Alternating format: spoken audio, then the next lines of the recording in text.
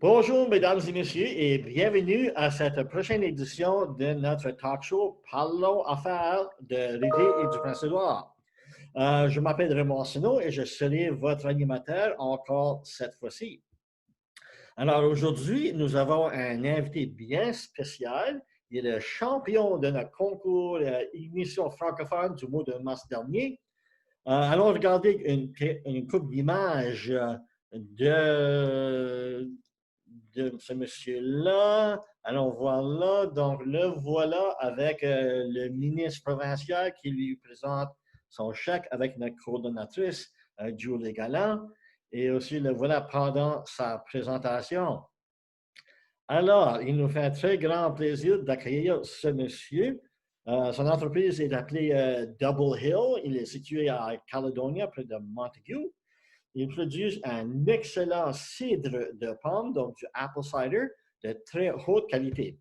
Alors, je vous présente M. Sébastien Manago. Bonjour et bienvenue à notre émission. Bonjour, bonjour, c'est un grand plaisir d'être avec vous. On est très content de vous avoir là. Merci d'avoir accepté notre invitation de nous parler de votre projet entrepreneurial qui a été d'ailleurs très militant du prix Ignition. Alors, commençons au tout début. Parlez-nous de vos origines et du cheminement qui vous a amené ici à l'île du Prince-Édouard. Oui, c'est un peu une longue histoire qui m'a amené au Canada. Quand j'étais élève à l'école en Allemagne, j'ai grandi en Allemagne, et quand j'étais à l'école secondaire, j'ai toujours rêvé d'aller quelque part où je peux commencer dans un environnement neutre, avec les gens qui ne me connaissent pas, avec un nouveau pays, etc. Pour quelques raisons, j'ai choisi le Canada. Et j'ai fait la demande d'aller à l'université au Canada. Et en fait, j'ai commencé d'étudier à Dalhousie University. Je suis allé à Halifax une année, la deuxième et deux années après, j'ai fait à l'université de Montréal. Alors comme ça, j'ai connu un petit peu le Canada, et pendant que j'étais à Halifax, j'ai connu l'île de Prince-Édouard. Et l'île de Prince-Édouard, c'est quelque chose, c'est une province extraordinaire, avec une beauté extraordinaire, avec une nature très accueillante, au moins accueillante pendant l'été, quand je l'ai connue.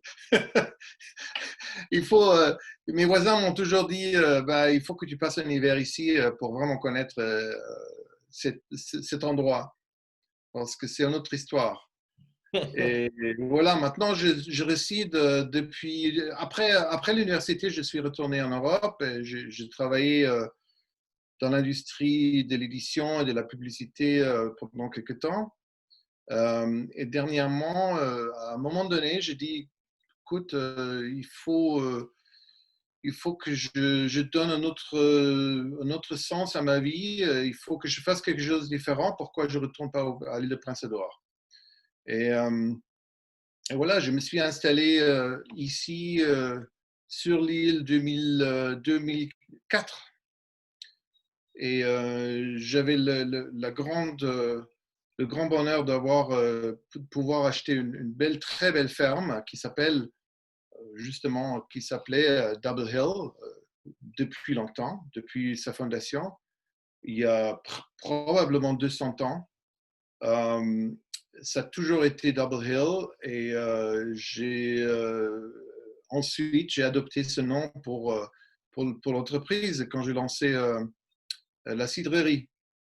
Et j'ai eu la grande chance d'avoir des très bons emplois sur l'île, d'abord avec l'université, après le gouvernement.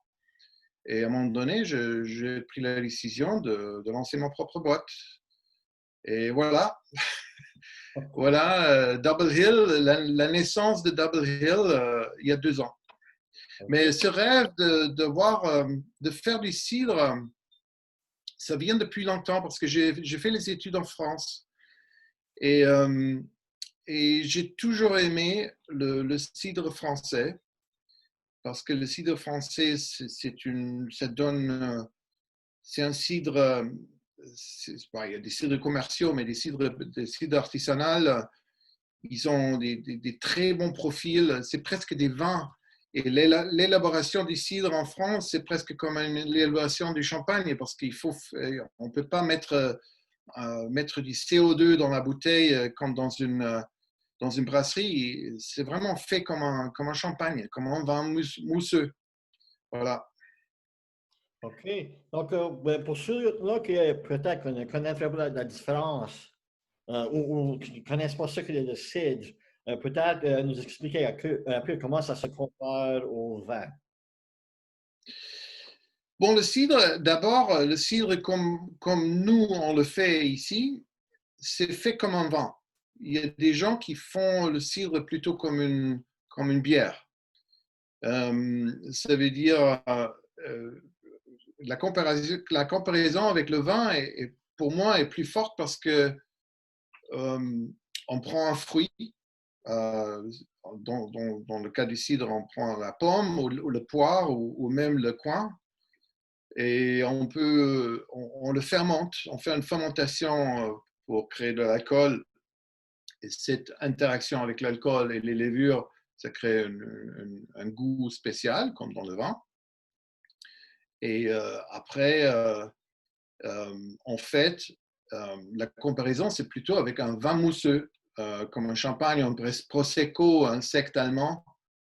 Et, euh, et après la fermentation, il y a plusieurs façons de faire entrer le CO2, qui fait la pétillance de ce produit. Euh, et, euh, et la façon naturelle, c'est la façon champenoise. Ça veut dire on crée une deuxième fermentation après la mise en bouteille et ça crée les bulles très très fines. Il faut que j'avoue que pour l'instant, je ne maîtrise pas cette méthode champenoise parce que ça rend le produit aussi très très cher, mais c'est vraiment mon but un jour de vraiment produire un cidre comme un champagne. Et alors, c'est comparable avec le vin. Le cidre aussi, quand on fait le processus naturel comme je le décris, le cidre peut aussi être dans la bouteille plusieurs années. Euh, euh, Normalement, on pense un cidre, c'est un boisson, on le consomme rapidement. Il faut pas, on ne crée pas une cave à cidre, mais en principe, euh, c'est possible et ça rend le produit beaucoup, beaucoup plus rond, beaucoup plus profond. Ça évolue dans la bouteille, comme un vin. Oui, oui, oui. OK. Le contenu d'alcool comparativement à un vin, comment ça se compare?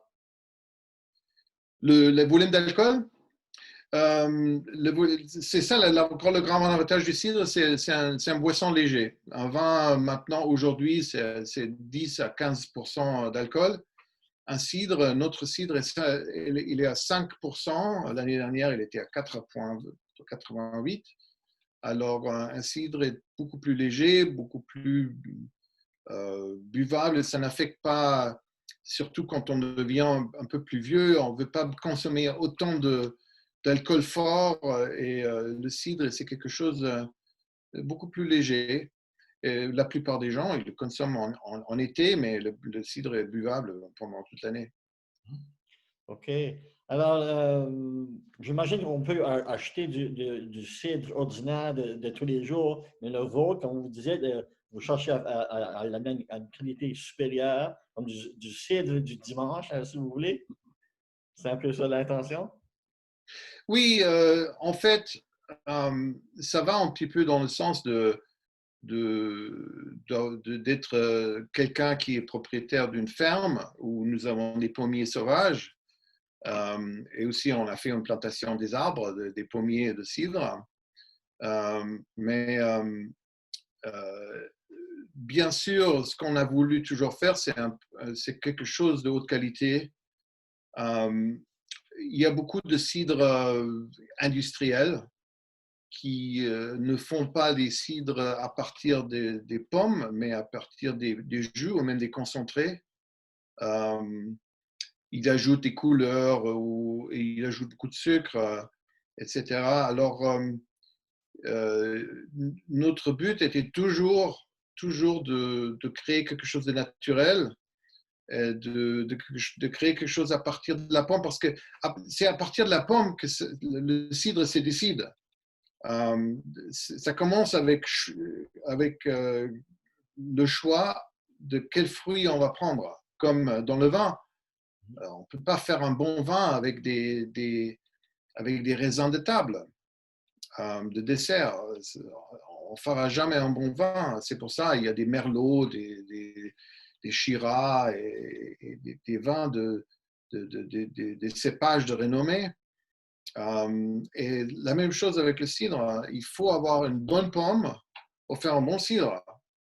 Et, et de là est partie un petit peu l'idée de la pomme sauvage, parce que les pommes à couteau, les pommes de dessert, ils sont faits pour donner beaucoup de goût pendant qu'on les mange, mais ils manquent d'amertume parce qu'on ne veut pas manger une pomme avec beaucoup d'amertume. C'est quelque chose que les gens n'aiment pas. Alors, une pomme de table a toujours du sucre, du goût et d'acidité, mais il manque d'amertume. Et pour faire une bonne boisson pour le vin, pour le cidre, il faut de l'amertume. Et les pommes sauvages, ils ont l'amertume, plein d'amertume. Normalement, ils sont immangeables pour les gens. OK. Et de là, on est parti de dire, voilà, on prend les pommes sauvages de notre propriété. Après, quand le volume a augmenté, on est allé au voisinage pour recueillir les pommes des voisins. Et comme ça, on a commencé. Et on a tout de suite noté que la qualité était très bonne. Donc, vous avez une assez grande quantité de fruits brus pour commencer la production ici. On a commencé avec, l'année dernière, on a commencé avec 3000 litres. Et 3000 litres, c'est très, très petit. Et d'abord, c'était une année très pauvre de pommes. Il y avait deux gels très fortes dans la région et on n'avait plus beaucoup d'arbres qui avaient des pommes.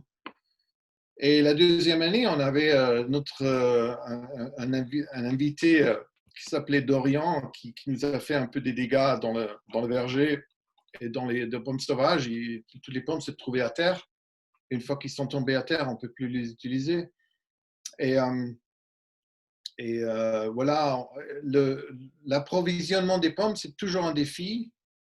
Mais en principe, à l'île de Prince-Soleil, il y a plein de pommes sauvages. Il y a une quantité énorme et une variété énorme des pommes sauvages. Et, maintenant, on développe des outils pour vraiment avoir une base de données de toutes les pommes sauvages qui sont intéressantes, listées par GPS, listées par le niveau de permission par les propriétaires pour les accueillir chaque année. Voilà, c'est beau de voir qu'il y en a une quantité. Puis la plupart de ces pommes sauvages-là, j'imagine, ils restent là pendant tout l'été, puis ils tombent, puis ils pourrissent. D'habitude, c'est ça le. Oui, surtout les pommes de première saison, ça veut dire entre la moitié de septembre jusqu'à fin septembre, ces pommes, ils ne tardent pas beaucoup.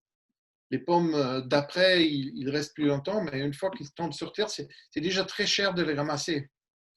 Parce que nous, on les ressame avec des grandes tarpes. On va sur les arbres, on, on bouge l'arbre et puis les fruits tombent sur la tarpe. Et comme ça, on ramasse les pommes. On ne les prend pas comme ça à la main. Ça prend trop longtemps. Et les pommes sont très petites. Ça serait un travail d'Hercule. OK, ben décrivez-nous un peu la structure de votre entreprise, un peu comme le nombre d'employés, les installations que vous avez et les vergers, tout ça là. Bon, on a commencé sur notre ferme. Il y a plusieurs bâtiments très anciens qui datent. Le bâtiment qu'on a vu là, il date déjà de 100 ans, la garage. Il y a un autre bâtiment qui a été bâti plus récent. C'est une ferme C'est une ferme qui avait du bétail, les vaches. Et cet immeuble, c'est la grande cidrerie et la petite cidrerie. OK. Et voilà, vous montrer des photos. Il y a une photo de l'hiver avec la petite garage derrière. Et là, on peut voir, c'est la petite cidrerie. On l'appelle la petite cidrerie parce que c'est un tout petit immeuble, mais c'est là où on a commencé. Avec 3 cuves de fermentation, avec une ligne de production, une ligne de broyage, etc. Mais on s'est rendu compte très, très rapidement que c'était beaucoup trop petit. On a OK. commencé à restaurer la grande ferme. Et voilà, là, on peut voir, là, vous pouvez voir le nouvel espace.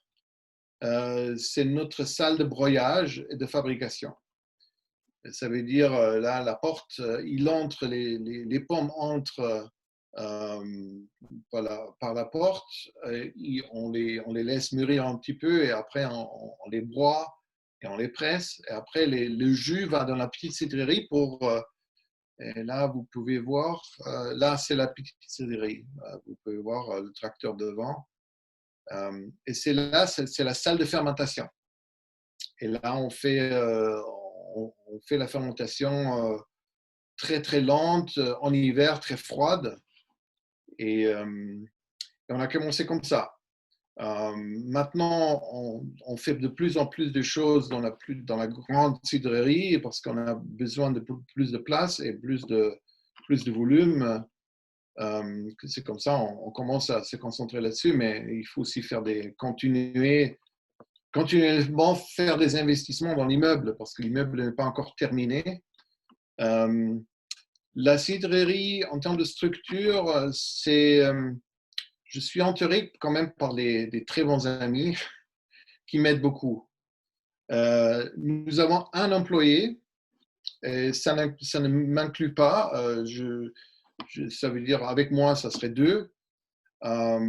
Et, et c'est Brian McCracken qui est extraordinaire, qui est notre gestionnaire d'opération et qui fait le travail qu'à mon âge, je ne peux plus faire.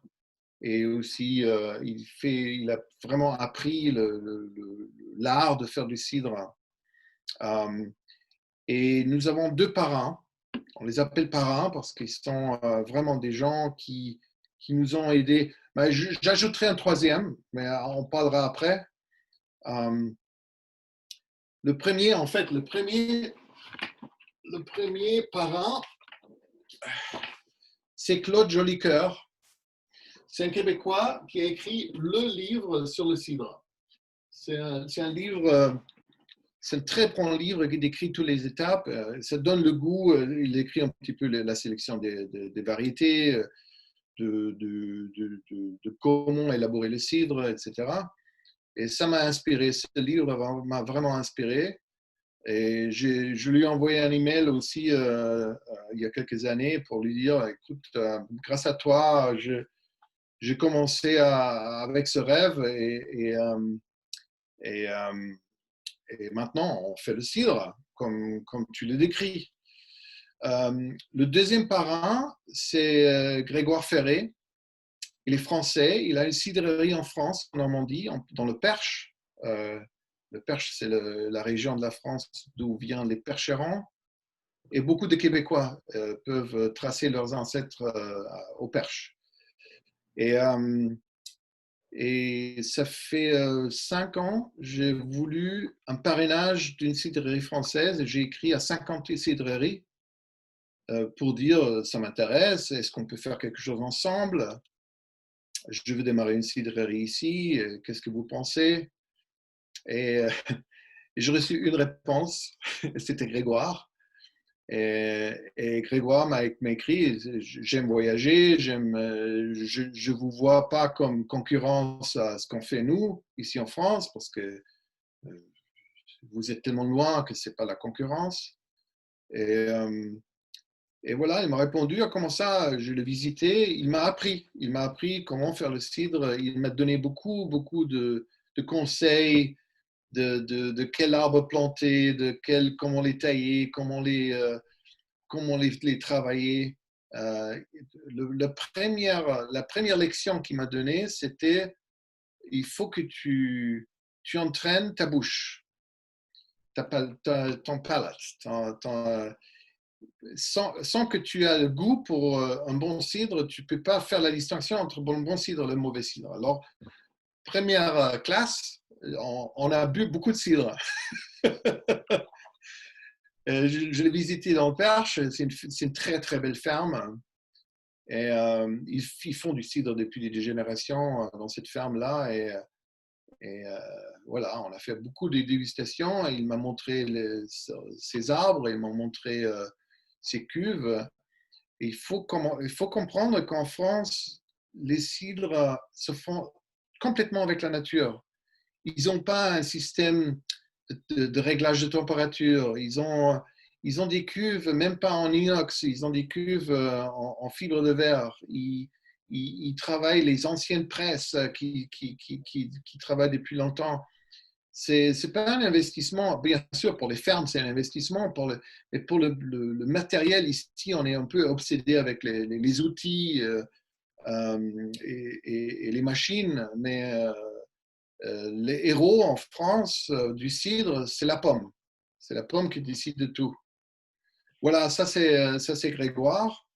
Et il est venu nous visiter, ce qui est difficile pour lui parce que la période où nous sommes actifs ici, il est aussi actif lui-même. Alors, ça lui empêche de venir souvent, mais il est venu une fois et j'espère qu'il vient de retour plusieurs fois. Et de toute façon, je le visite régulièrement en France.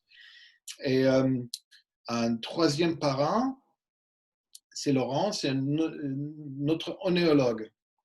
Et chaque entreprise doit avoir un contact avec un onéologue parce qu'il y a toujours des problèmes qui peuvent arriver, des infections bactériennes ou des problèmes de fermentation, des fermentations qui ne démarrent pas ou qui arrêtent tout à coup avant que le cidre soit prêt, etc. Alors, nous avons Laurent. Laurent est consultant, il réside en Colombie-Britannique et il est onéologue pour plusieurs cidreries et cave à vin.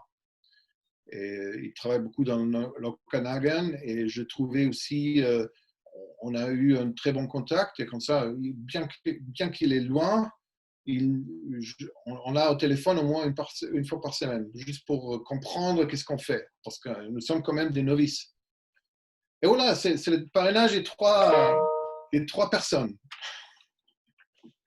Et ça, c'est notre structure. Et il faut que je mentionne aussi Marcus, c'est Marcus Loderman, qui est un très bon ami à moi, qui ne voulait pas être partenaire dans l'entreprise parce que ce n'était pas son truc, mais il m'a aidé énormément de démarrer l'entreprise et il nous aide comme travail pour son propre plaisir. Il n'est pas salarié, mais il nous aide. C'est comme ça, on est entouré par une bonne énergie des gens. Vous êtes certainement chanceux d'avoir toute cette équipe de mentors-là qui vous appuie. Donc, j'espère que cette fédération-là va continuer pour vous aider d'avoir. Oui. Ah oui. Vous avez aussi un assez grand verger chez vous? Le verger est grand, mais très jeune. On vient de planter encore 400 arbres et c'est pas les petits arbres, on les plante les grands arbres de grande taille. Le désavantage que les grands arbres, ils commencent à produire des pommes très très tard, dans 7 ans. Et c'est pour ça qu'il faut attendre. Mais l'avantage, c'est que gérer un arbre de grande taille est beaucoup plus facile que les petits arbres, qu'il faut toujours tailler intensivement, qui doivent être supportés par des structures qui sont très sensibles aux infections et aux bactéries, aux insectes, etc. Alors, j'ai choisi pour les grands arbres aussi parce que la méthode de cueillir les pommes, c'est pas les cueillir à la main, c'est en secouant l'arbre. Donc, à l'instant, vous n'avez pas encore d'arbres de production. Ils sont en train de grandir. Nous avons des arbres, des pommes sauvages qui sont sur la ferme. OK. Et dans les 10 dernières années, on a commencé à les libérer de la compétition. Souvent, ils sont même dans la forêt. Et ça nous donne quand même un tiers de notre production. Ça nous donne notre propre verger, les propres pommes sauvages. Mais ce n'est pas suffisant pour maintenant pour la production qui augmente toutes les années. Et on a commencé à ramasser les pommes sauvages dans le voisinage. De tout, je dirais, d'ici à Charlottetown, on ramasse des pommes. OK. Est-ce que vous êtes le seul producteur de cidre à l'île? Non, il y a d'autres. Il y a d'autres. Il y a une cidrerie, Riverdale Orchard, qui font aussi des cidres qu'ils ont en verger, c'est des Écossais super, super sympathiques, qui font des cidres, un très bon cidre. Ils ont aussi fait un cidre à partir de la pomme sauvage, mais aussi de leur verger. Et ça vaut la peine de l'essayer, ce cidre. Il y a aussi Red Island Cider qui font du cidre à Charlottetown. Ils n'ont pas de verger, mais ils ont une très belle cidrerie. Ils sortent des cidres très fréquemment. Surtout, je me souviens à Noël, ils ont sorti un cidre, comment il s'appelle, le cidre gingerbread. Bread, c'est un type de levure. Ginger, ça soulève toujours le cidre, ça nous donne un goût intéressant. Ils ont joué avec et c'était très bon. Alors, il y a d'autres cidreries. Il y a aussi des brasseries qui font du cidre. Il y a P.I. Brewing Company, il y a d'autres brasseries qui font du cidre. Mais c'est plutôt une philosophie, eux, ils font le cidre avec une philosophie plutôt de la bière que du vin. Alors, Comment que vous trouvez votre niche dans tout ça? Donc, c'est ça, Pardon? vous allez plus vers le style de vin ou champagne plutôt que... Mais le vin champagne et le style vin champagne, ça commence toujours avec la pomme, avec le fruit. On n'achète pas des jus qui sont pressés ailleurs. Ça veut dire on travaille avec la pomme du verger, la pomme des voisins, ou dans un nouveau cidre qu'on va lancer cet été, ce cidre va être à partir de la pomme de Arlington Orchard, de la famille de Balsam Family. De notre point de Alors, vue, oui, oui. OK. Donc, expliquez-nous un peu brièvement le processus. Une fois que vous allez cultiver les pommes, ils arrivent chez vous. Qu'est-ce qui se passe avec la pomme? Puis quand est-ce qu'elle va être prête pour aller sur le marché? oui, il y a des choses que je vais divulguer et d'autres qui sont des secrets. Oui, oui. Mais en principe, on ramasse les pommes mûres. Ça veut dire on ne ramasse pas les pommes qui ne sont pas encore prêtes et on les fait mûrir dans la cidrerie, mais on les ramasse mûres, aussi mûres que possible. Ça veut dire qu'il y a déjà une grande partie des pommes qui sont tombées à terre, on ne les ramasse pas. Et on amène à la cidrerie avec des camions dans les sachets. Ou dans le cas de Arlington Orchard, ils viennent dans les cases. Et ils arrivent et on les fait entrer dans la cidrerie. Dépendant de la température ailleurs, on les chauffe ou on les refroidit. Ils doivent être vers une certaine température qui encourage la maturité des pommes, parce qu'il y a toujours certaines pommes qui ne sont pas encore mûres et d'autres qui sont un peu trop mûres, etc. On fait la séparation. idéalement, on connaît le type de pommes qui arrive parce qu'il faut assembler les pommes. Pour un bon cidre, il faut avoir des pommes acidulées, sucrées, des pommes avec amertume. On fait un assemblage avec les trois pour avoir un bon mélange parce que c'est l'équilibre qui compte. Mais pour les pommes sauvages, tout arrive et après, on fait un ajustement après. Et les pommes, ils restent dans la cidrerie pendant 1 ou 2 semaines pour vraiment mûrir. Et on le juge avec le nez. Ça veut dire, j'entre dans la cidrerie, je renifle et je dis, ouais, on est prêt à broyer ou on n'est pas encore prêt. C'est vraiment le nez qui me dit ça.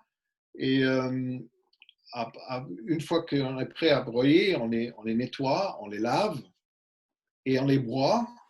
Et c'est un processus qui s'appelle la macération. On ne presse pas la pomme broyée, on ne la presse pas tout de suite. On la laisse macérer dans son jus. Et cette macération nous permet d'obtenir une couleur peu profonde que d'autres cidres. Ça laisse entrer tous les jus des pommes différentes qui se mélangent et les amertumes qui se transportent vers les autres pommes. Et ça crée déjà le mélange, le premier mélange. Et ça, on le laisse macérer pendant pratiquement 24 heures. Et après, on les presse. Et dans la presse, j'ai une presse italienne, une presse à vin. Et je presse les pommes comme ça. On les met dans les cuves. Une fois que les cuves sont pleins, on fait un débourbage. Un débourbage, on fait sortir les pectines des cidres pour les clarifier. En France, ça se fait traditionnellement avec un processus qui s'appelle le chapeau brun, mais il faut certains types de pommes et ça ne marche pas avec toutes les pommes, cette méthode. Ici, on fait une chose qui s'appelle le débourbage, qui est un peu plus facile pour les débutants. Et le débourbage, après le débourbage, on commence la fermentation.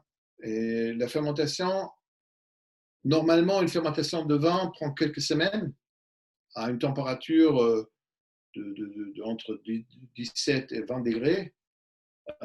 Nous, on fermente notre cidre à très, très froide température. Et c'est comparable avec les lagers, les beer lager beers. Normalement, ça prend aussi du temps. C'est la fermentation à froid. Et une fermentation à froid, l'avantage, c'est qu'elle est très lente. Et plus qu'elle est lente, plus que les saveurs se développent. Et c'est pour ça un lager est très bon parce que ça prend du temps. Les levures travaillent plus longtemps. Le désavantage, c'est que pendant la fermentation, il y a beaucoup d'erreurs qui peuvent arriver, beaucoup d'accidents qui peuvent arriver. Alors, on augmente un petit peu le risque, mais si on maîtrise bien la fermentation, rien ne devrait se passer. Et la fermentation, normalement, s'arrête vers mars. Et attendez, j'ai un coup de téléphone que je vais arrêter. Vers mars, la fermentation s'arrête. Et après mars, jusqu'à maintenant, on laisse les cidres à basse température. Ils font rien, ils reposent. Et ce repos aussi développe encore une fois les saveurs, etc. Et tout à la fin, on la met en bouteille. Et c'est justement cette semaine, on a mis le premier batch, il a été mis en bouteille. Il est en vente aujourd'hui. Ah oui? OK. Oui, Je ne savais pas quand je vous ai demandé pour l'entrevue que le timing était comme ça.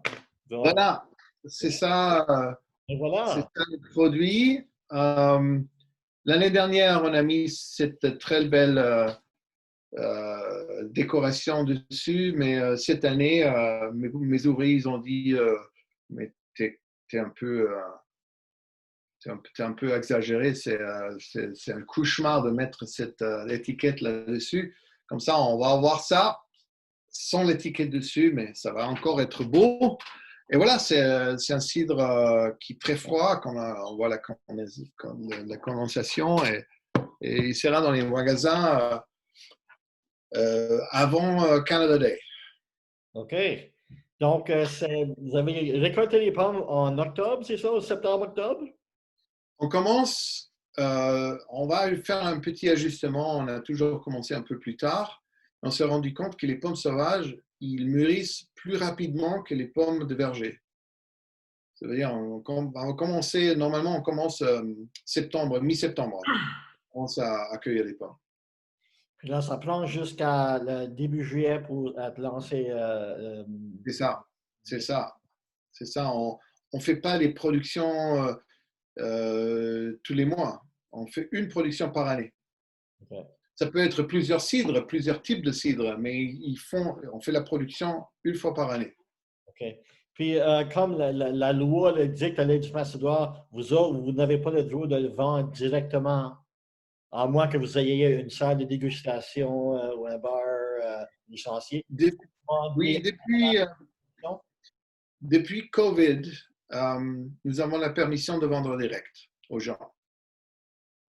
Et c'est quand même une très belle décision qu'ils ont prise à la Société des alcools, parce qu'avec les magasins qui étaient fermés, ça nous a mis en danger de perdre toutes les ventes. Oui. Ils ont donné la permission aux brasseries, aux cidreries, aux caves à vin de vendre direct, en livraison directe. Je n'ai pas encore une salle de dégustation pour la simple raison parce qu'il faut que je fasse la ferme un peu plus représentable. On est encore en plein de construction. Juste de vraiment maîtriser la production, d'avoir une bonne production avant d'avoir la salle de dégustation. Mais on se dépêche. Le but était de construire la salle de dégustation cette année pour l'ouvrir l'année prochaine, mais avec COVID, je pense que ça va prendre encore quelques temps. OK.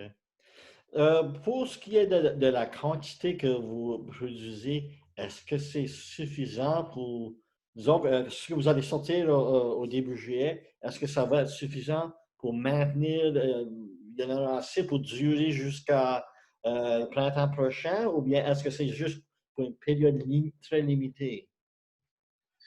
Oui, au début, la première année était certainement très limitée. 3000 litres, c'est pas beaucoup. Mais la première année, c'était vraiment pour comprendre un petit peu notre marché, parce que normalement, avant, je travaillais dans l'édition et dans le marketing. On commence avec le marché, après, on crée un produit pour un marché. Quand on fait un produit comme tel, on commence avec le produit, on regarde le marché après. Et surtout pour le nomade, pour le cidre vraiment de haut de gamme. Et on a découvert qu'il y a quand même un très bon marché pour ce cidre-là, parce que il y a des gens qui aiment ce goût et cette qualité. Et nous avons vendu toutes les bouteilles. Toutes les bouteilles de la première production ont été vendues.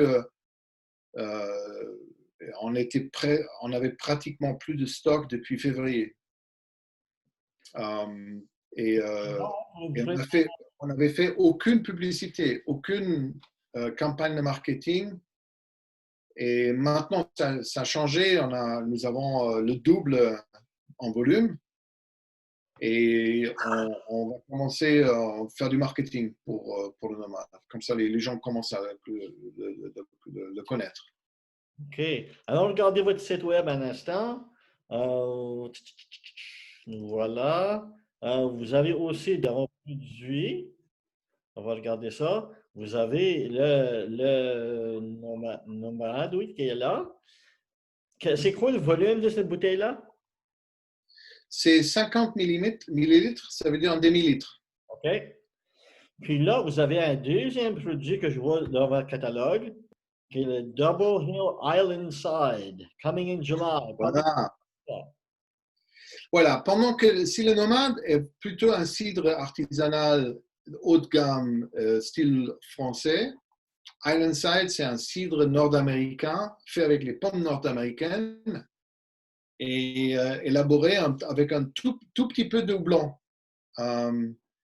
Et c'est un cidre classiquement nord-américain fait avec des pommes McIntosh et Cortland de Arctic Orchard.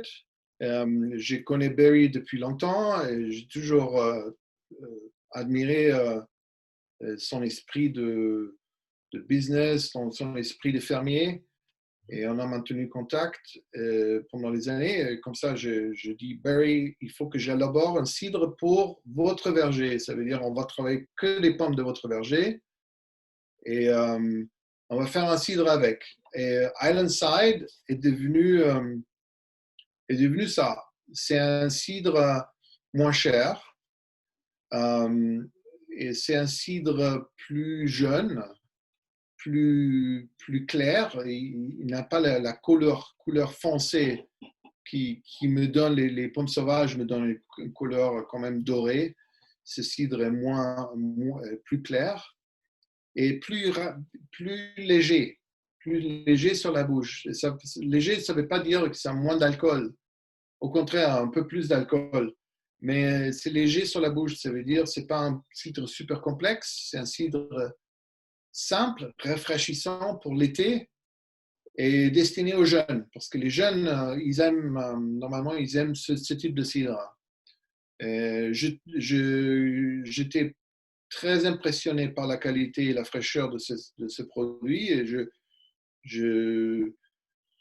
en principe, il devrait déjà être sur le marché, mais là, à cause de Covid et les délais de notre fournisseur de mettre en canette, parce que c'est offert en canette, et nous n'avons pas une ligne de production de canettes, on est un peu retardé. Je pense que ça va sortir quand même en août, un peu tard, mais ça va être un cidre qui va être en permanence en offre. Ça veut dire, si on ne le vend pas cette année, on le vendra l'année prochaine. Okay. C'est votre première année pour celui-là? C'est la première année, mais certainement, ça va être un régulier, un cidre régulier, parce que c'est vraiment un cidre comme la plupart des gens l'aiment ici. C'est un cidre de l'été, vraiment un cidre d'été. OK. C'est parfait pour la plage, pour être rafraîchissant comme ça. Le contenant, le fait que c'est une canette est un peu plus portatif, si vous voulez, pour les jeunes. Ça va donner. Exactement. Oui. OK. Oui, ma copine, elle est aussi acadienne. OK. Et elle vient de la région Evangeline. Et elle adore les cidres, les vins en canette. Et elle aime beaucoup ça. Et elle m'a dit, il faut que tu offres quelque chose dans la canette parce que c'est pour les jeunes, c'est ça ce qu'ils veulent. Et je dis, ouais, bien sûr, il faut qu'on offre quelque chose comme ça. Et voilà, c'était l'inspiration. Parfait, parfait. C'est beau d'avoir un petit peu de diversité dans ces produits, là, oui. Ouais. Alors, est-ce que vos produits sont à vendre uniquement à Lille ou est-ce que vous en avez sorti dans autres provinces? Nous avons protégé les noms, surtout pour Islandside, pour être à l'exportation aussi. Le nomade, peut-être pas sous le nom nomade, parce qu'il y a une autre cidrerie qui s'appelle Nomade en British Columbia. Mais le nomade, on va l'importer en Ontario. Je ne sais pas quand. C'est un peu difficile parce que c'est un peu un jeu entre la production, le volume de production, le volume de vente, les marges. Et le but, c'est quand même, c'est un cidre qui peut tenir la route parmi toutes les autres cidres au Canada. Et ça va être apprécié dans ce marché. Le problème, comme avec tous les marchés d'alcool au Canada, c'est que nous avons un acheteur, c'est la Société des alcools de la province. Et chaque société d'alcool ont d'autres idées. Il y a des sociétés d'alcool qui veulent seulement du volume, ils ne veulent pas des produits de classe. D'autres qui se penchent là-dessus. Alors, on explore un petit peu Ontario, British Columbia et Nouvelle-Écosse. OK. Le temps commence à passer pas mal, donc je vais juste poser une couple d'autres questions. COVID-19 vous a lancé quel genre de défi? Oui, oui, oui. Oui, c'était vraiment une semaine extraordinaire. La semaine en février, je ne me souviens plus du concours. La semaine du concours, nous avons eu la nouvelle qu'on a reçu la médaille d'argent dans la compétition internationale à New York de notre cidre. C'était lundi qu'on a eu la nouvelle. Je pense que c'est vendredi, c'était le concours Ignition qu'on a gagné notre prix. Et la semaine, ça nous a donné 3 jours ou 4 jours de célébrer. Et après, il est venu Covid. La nouvelle de Covid. Oui. Et la nouvelle de Covid nous a quand même mis un peu un bâton dans les roues parce que d'abord, de s'approvisionner des matériaux pour les bouteilles, les étiquettes, etc., tout est devenu un peu plus dur. Notre onéologue qui vient une fois par an pour déguster les cidres avant de décider, voilà, avant de les lancer, il ne pouvait pas venir jusqu'en mai. Ça nous a causé quand même beaucoup de délais. Et la trésorerie aussi. On avait déjà, on avait plus nous n'avons plus de stock pour vendre, alors il n'y avait pas beaucoup de revenus. Mais j'ai une entreprise de tourisme qui me facilite quand même d'avoir des trésoreries pendant le démarrage de l'entreprise. Cette entreprise, maintenant, elle a 0 revenu. Et ça posait quand même beaucoup de problèmes de stock, problèmes de trésorerie. Mais je dois dire quand même que les programmes du gouvernement du Canada étaient quand même extraordinaires. Ils ont déposé leurs aides très rapidement aux entreprises. Et grâce à ça, on a pu continuer et on a pu ça nous permet aussi d'augmenter un petit peu nos stocks pour ne plus avoir une rupture de stock dans l'avenir. Alors, ça donne toujours des opportunités, mais aussi des défis. Des défis surtout dans le délai, surtout des fournisseurs pour les canettes. Les canettes devraient sortir en mai, mais elles sont maintenant en août. C'est quand même, ça nous affecte. Oui, oui. Le concours Ignition vous a donné droit à une somme de 25 000 pour vous aider dans votre entreprise. C'est un peu quoi le plan vous avez avec ces argents-là? Oui, c'était extraordinaire. Le concours nous a donné cette somme qui, quand même, quand on participe dans un concours comme tel, on ne s'attend jamais de gagner. Il ne faut jamais se dire je vais gagner. Parce que le destin va toujours prouver le contraire. Mais Pourquoi dépenser l'argent avant de l'avoir gagné? Mais c'est pour ça, c'est toujours une surprise quand on gagne quelque chose comme ça, parce qu'on ne se dit pas je vais gagner. Et c'était vraiment une surprise et très, très appréciée, énormément appréciée, parce que ben, surtout dans la deuxième année, il y a toujours des manques dans quelque part. N'importe combien, la beauté du business plan, il y a toujours une manque de trésorerie. C'est une règle d'or. Si tu penses que tu as besoin 100 000, tu auras besoin le double. Alors, Alors, ça nous a aidé énormément